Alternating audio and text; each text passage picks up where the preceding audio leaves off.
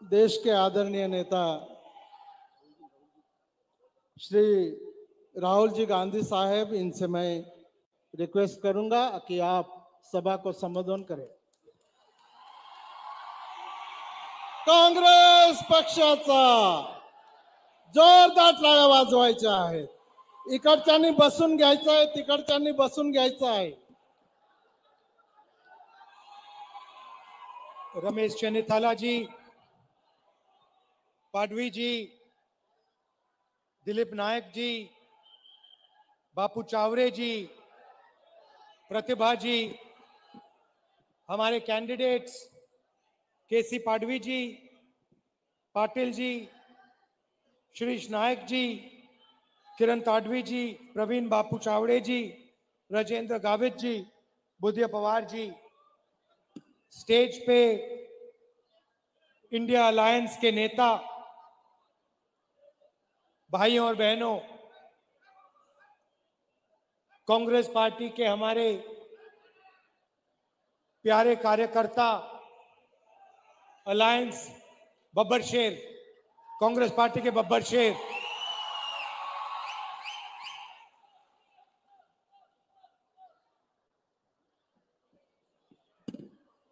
ये जो लड़ाई है ये विचारधारा की लड़ाई है। चुनाव हो रहा है मगर दो विचारधाराओं की, दो सोच की टक्कर है। ये कांग्रेस पार्टी कहती है, इंडिया गठबंधन कहता है कि देश को संविधान के माध्यम से चलाना चाहिए।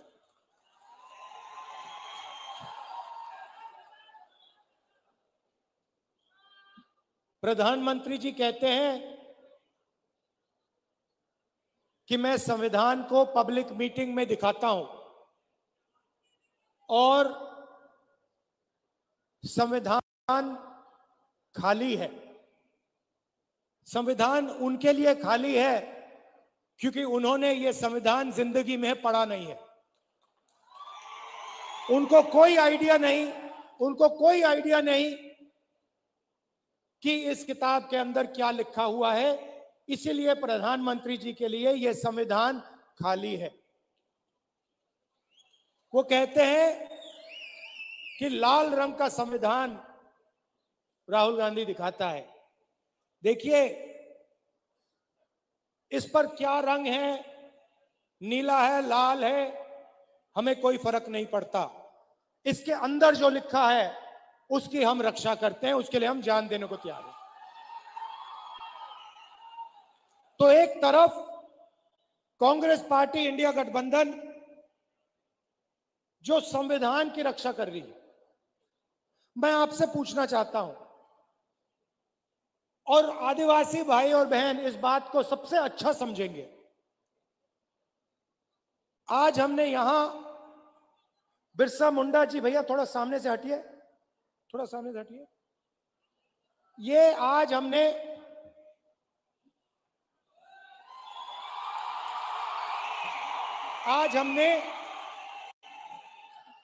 इनके सामने, बिरसा मुंडा जी के सामने हाथ जोड़े, मत्था टेका। मैं आपसे पूछना चाहता हूं, क्या बिरसा मुंडा जी की सोच इसमें नहीं है?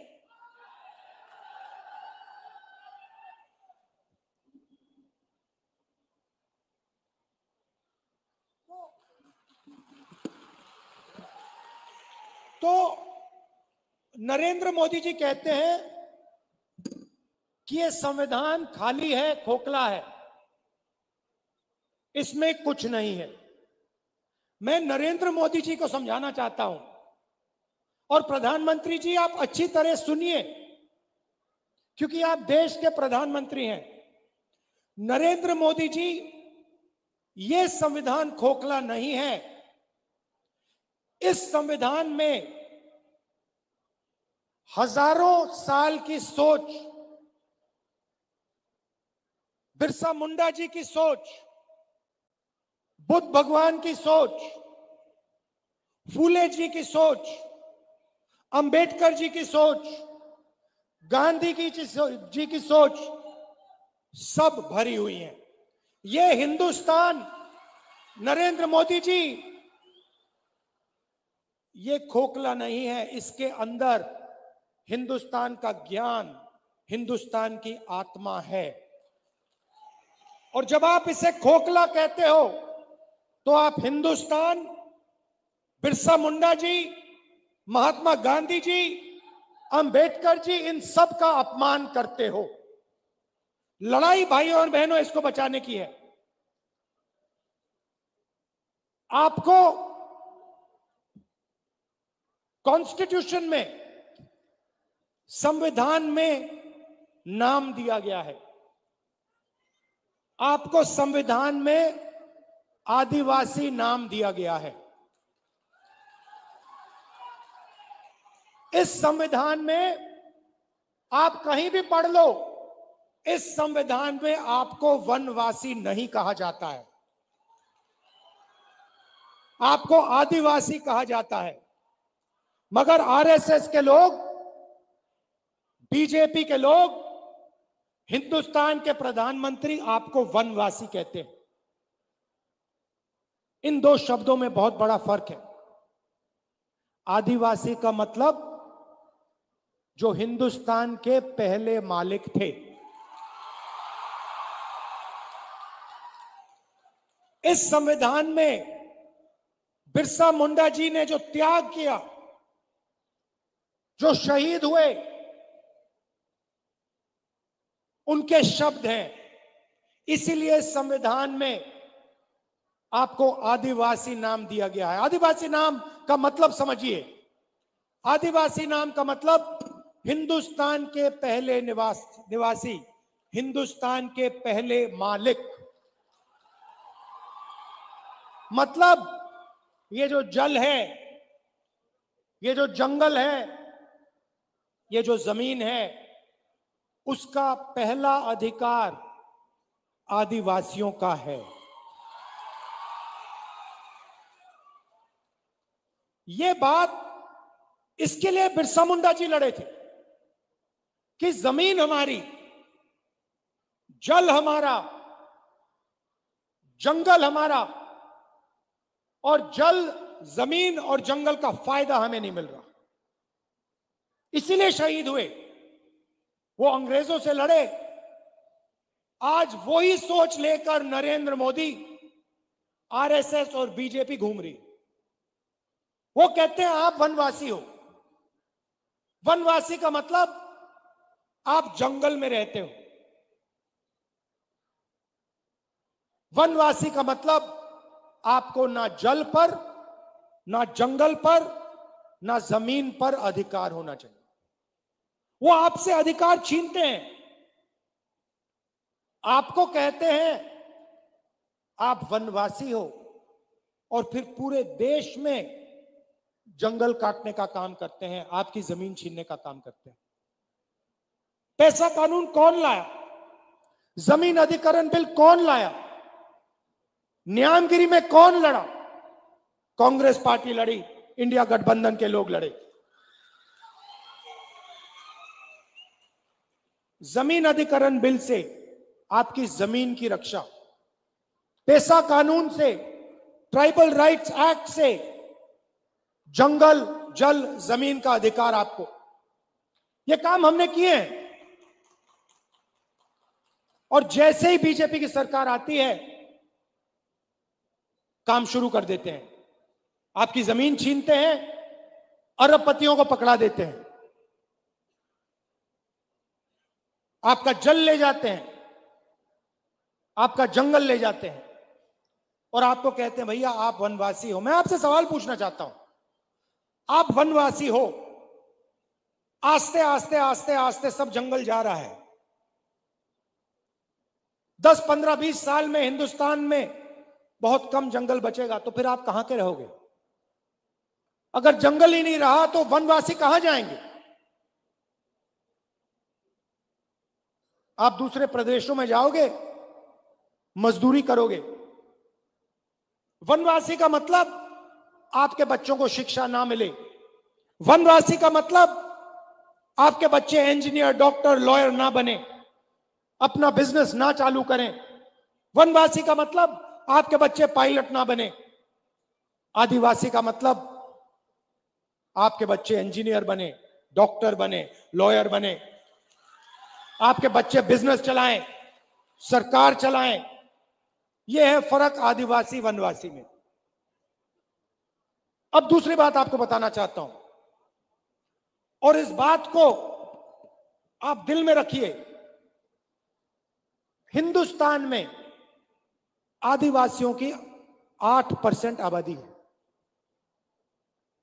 अगर आप 100 लोग चुनो तो 800 में से आदिवासी है। सही बात। तो मैंने पता लगाया, आबादी 8%, तो मैंने पता लगाया ठीक है भैया, अगर 8% आबादी है तो भागीदारी कितनी होनी चाहिए? अगर 8% आबादी तो कितनी भागीदारी? 8% होनी चाहिए। सही है गलत? सही है ना, बराबर है ना?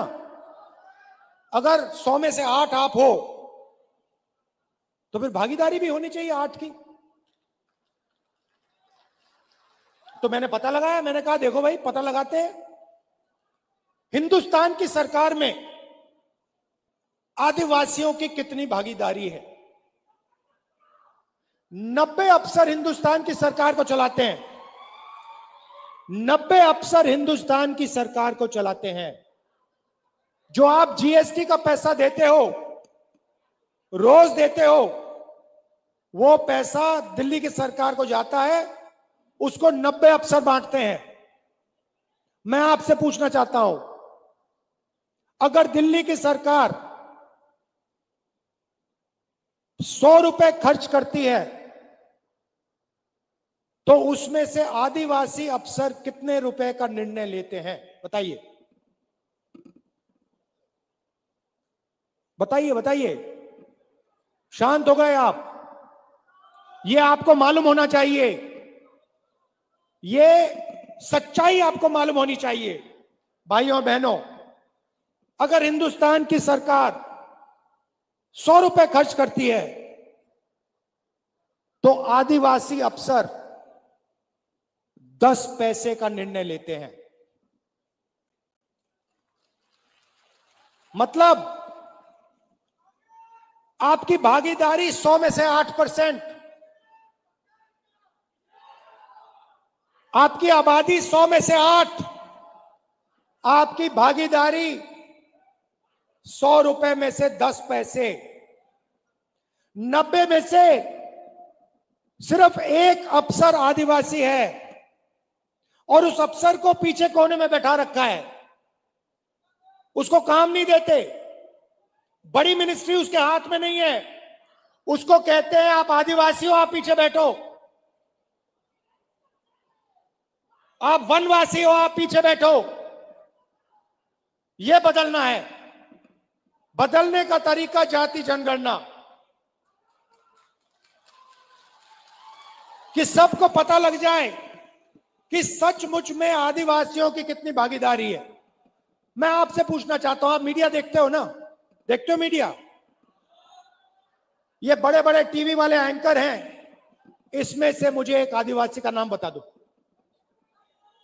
एक आदिवासी का नाम बता दो, एक दलित का नाम बता दो, एक पिछड़े वर्ग का नाम बता दो। नहीं मिलेगा।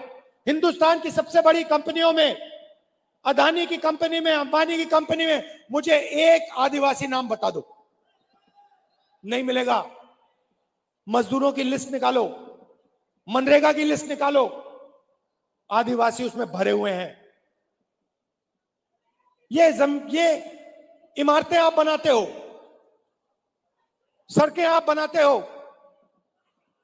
खून पसीना आप देते हो, मगर हिंदुस्तान में आपको भागीदारी नहीं मिलती है। यह सच्चाई है। इस सच्चाई को स्वीकार करना ही पड़ेगा। और मेरा लक्ष्य है कि आदिवासियों को, दलितों को, पिछड़े वर्ग को हिंदुस्तान में भागीदारी मिले, हिंदुस्तान में पावर मिले, सरकारों में जगह मिले, बिजनेस में जगह मिले। यह फर्क है आदिवासी में, वनवासी में। महाराष्ट्र की थोड़ी सी बात करता हूं आपको। हमारी सरकार आएगी तो हम आपके लिए क्या करने जा रहे हैं। नरेंद्र मोदी जी ने 16 लाख करोड़ रुपया अरबपतियों को कर्जा माफ करके दिया है। 1 लाख करोड़ रुपए धारावी की जमीन नरेंद्र मोदी की सरकार, महाराष्ट्र की सरकार अदानी को पकड़ा रही है। 1 लाख करोड़ रुपए की जमीन दे रही है। आदिवासियों को क्या दिया, दलितों को क्या दिया, पिछड़ों को क्या दिया, किसानों को क्या दिया, मजदूरों को क्या दिया, महिलाओं को क्या दिया? कुछ नहीं। इसलिए हमने मन बना लिया, जितना पैसा नरेंद्र मोदी अरबपतियों को देगा, जितना कर्जा माफ वो उनका करेगा, हम आपका करेंगे।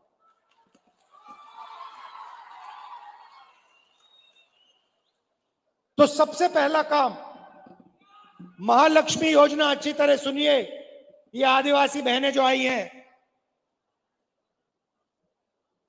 आपके बैंक अकाउंट में हर महीने 1 तारीख को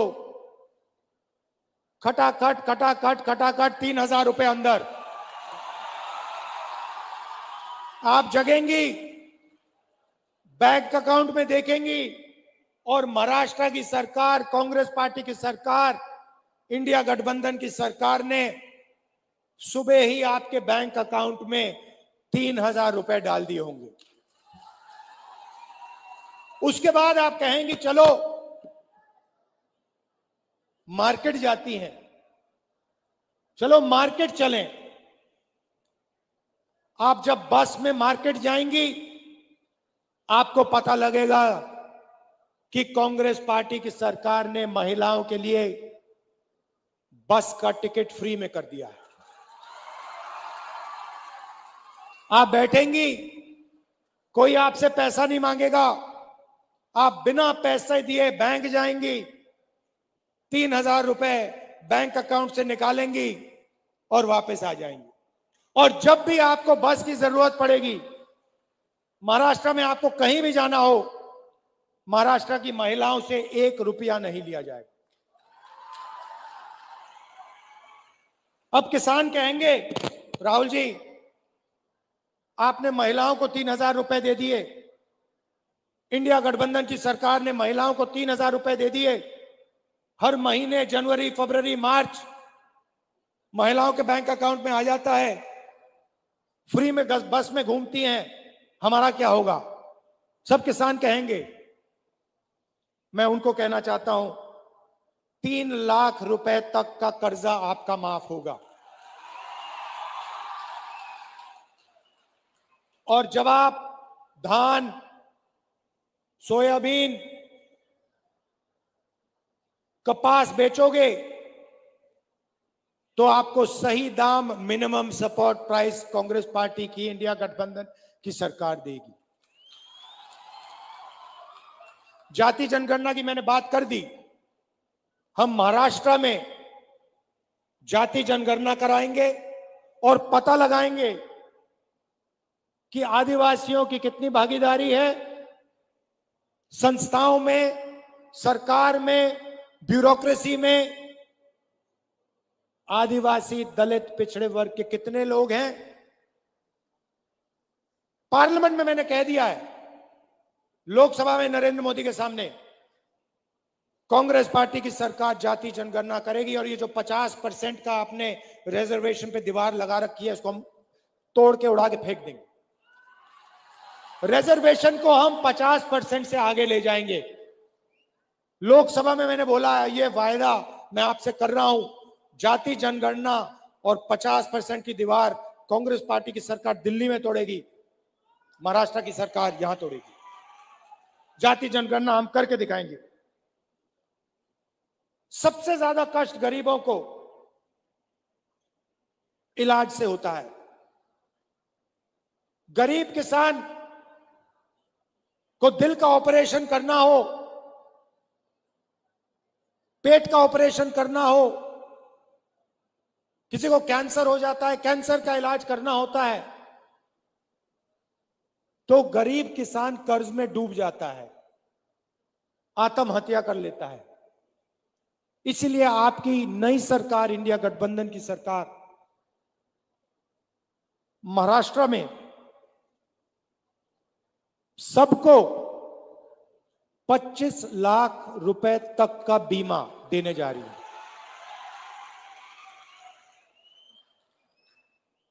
दिल का दौरा पड़े, कैंसर हो, किडनी की बीमारी हो, लिवर की बीमारी हो, पेट की बीमारी हो, आप अस्पताल जाओगे, 25 लाख रुपए तक का इलाज आप मुफ्त में करवाओगे।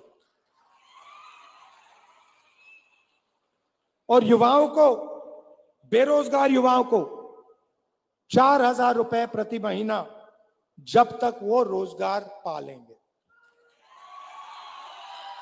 और 2.5 लाख सरकारी रोजगार जो नरेंद्र मोदी और बीजेपी की सरकार, महाराष्ट्र की सरकार नहीं दे रही है, वो हम आदिवासियों के, दलितों के, पिछड़ों के, गरीब जनरल कास्ट के लोगों के हवाले कर देंगे।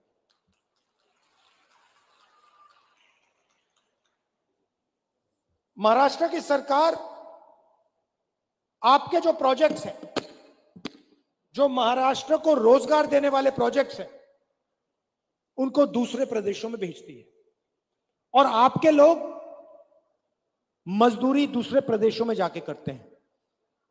उदाहरण देता हूं, वेदांता और फॉक्सकॉन का सेमीकंडक्टर प्लांट, जिससे महाराष्ट्र के युवाओं को 10,000 रोजगार मिलते, 1.5 लाख करोड़ रुपए का प्लांट है, ये उन्होंने महाराष्ट्र से छीनकर गुजरात भेज दिया। टाटा एयरबस का मैन्युफैक्चरिंग यूनिट, 10,000 रोजगार, 1.8 लाख करोड़ का प्रोजेक्ट है, यह महाराष्ट्र की सरकार ने गुजरात भेज दिया। आईफोन बनाने का प्लांट, 2 लाख करोड़ रुपए का प्लांट, 75,000 युवाओं को रोजगार मिलता, यह उन्होंने महाराष्ट्र से छीनकर गुजरात भिजवा दिया। ड्रग पार्क, 80,000 लोगों को रोजगार मिलता, छीन के गुजरात पहुंचा दिया। गेल पेट्रोकेमिकल प्लांट प्रोजेक्ट, 60,000 करोड़ का प्रोजेक्ट था, 21,000 युवाओं को रोजगार मिलता, यह उन्होंने आपसे छीन के दूसरे प्रदेश में भिजवा दिया। अगर हम सब रोजगार मिला दें तो महाराष्ट्र से बीजेपी की सरकार ने 5 लाख रोजगार छीनकर दूसरे प्रदेशों में भिजवा दिए। इसीलिए आपको यहां रोजगार नहीं मिलता है, इसीलिए यहां आपको बेरोजगार बना दिया गया है। यह काम इंडिया गठबंधन और कांग्रेस पार्टी की सरकार नहीं करेगी। महाराष्ट्र के प्रोजेक्ट्स महाराष्ट्र में रहेंगे, गुजरात के प्रोजेक्ट्स गुजरात में रहेंगे। हम ये नहीं चाहते कि आपके सारे के सारे प्रोजेक्ट्स यहां से छीनकर दूसरे प्रदेशों में भेजे जाएं और आदिवासी युवा जाकर बंधुआ मजदूर बने गुजरात में, दूसरे प्रदेशों में। हम चाहते हैं कि आपको महाराष्ट्र में रोजगार मिले, सही रोजगार मिले, इज्जत का रोजगार मिले। इसीलिए हम चुनाव लड़ रहे हैं, इसीलिए हम यहां अपनी सरकार बनाना चाह रहे हैं। याद रखिए, मेन लड़ाई, सच्ची लड़ाई संविधान की है। आपको जो भी मिला, जमीन, जल, जंगल, शिक्षा, स्वास्थ्य, रोजगार, जो भी मिलता है, मनरेगा, भोजन का अधिकार, ये सब इस किताब ने दिया है। और इस किताब के अंदर पवित्र सोच है, बिरसा मुंडा जी की सोच है, महात्मा गांधी की सोच है, अंबेडकर जी की सोच है, बुद्ध भगवान की सोच है। और जब नरेंद्र मोदी कहते हैं कि यह संविधान खोखला है, इसके अंदर कुछ नहीं है, तो वो बिरसा मुंडा जी का अपमान करते हैं, बुद्ध भगवान का अपमान करते हैं, महात्मा गांधी, अंबेडकर जी का अपमान करते हैं, फूले जी का अपमान करते हैं। भाइयों और बहनों, आरएसएस इसके खिलाफ है, बीजेपी इसके खिलाफ है, इसलिए वो आपको वनवासी कहते हैं, इसलिए वो आपकी जमीन छीनते हैं, इसलिए जल जंगल जमीन का फायदा आपको नहीं देते। हम इसकी रक्षा करते हैं और रक्षा करते जाएंगे। आपको आपका अधिकार हम आपको दिलवाएंगे, क्योंकि आप आदिवासी हो। आप सबका मैं दिल से धन्यवाद करता हूं। दूर दूर से आप आए, कष्ट उठाया, आपने इतने प्यार से मेरी बात सुनी, इसके लिए मैं आपको दिल से धन्यवाद करता हूं। नमस्कार, जय हिंद। राहुल जी, बहुत बहुत धन्यवाद सर। काँग्रेस पक्षाचा एकच चाले, केड आखे आवे नाय। धन्यवाद राहुल जी। बदल डालो ऐसी सरकार, बदल डालो ऐसी सरकार। बहुत हुई जुल्मों की मार, महाविकास आघाडी उमेदवारांचा यार अब देश बचाना है, यार अब देश बचाना है, फिर से कांग्रेस को लाना है, यार अब देश बचाना है, फिर से कांग्रेस को लाना है।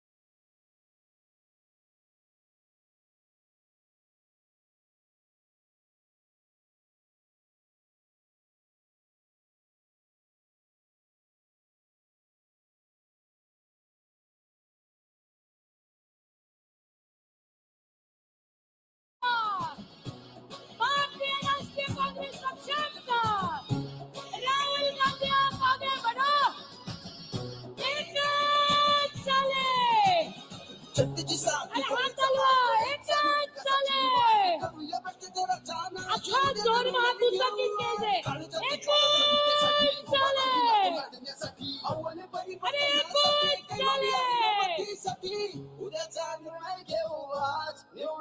धन्यवाद। एकदा जोरदार टाळ्या उठवू द्या खासदार राहुलजी गांधी यांच्याकरता। राहुल जी तुम आगे बढ़ो, राहुल जी तुम आगे बढ़ो, राहुल जी तुम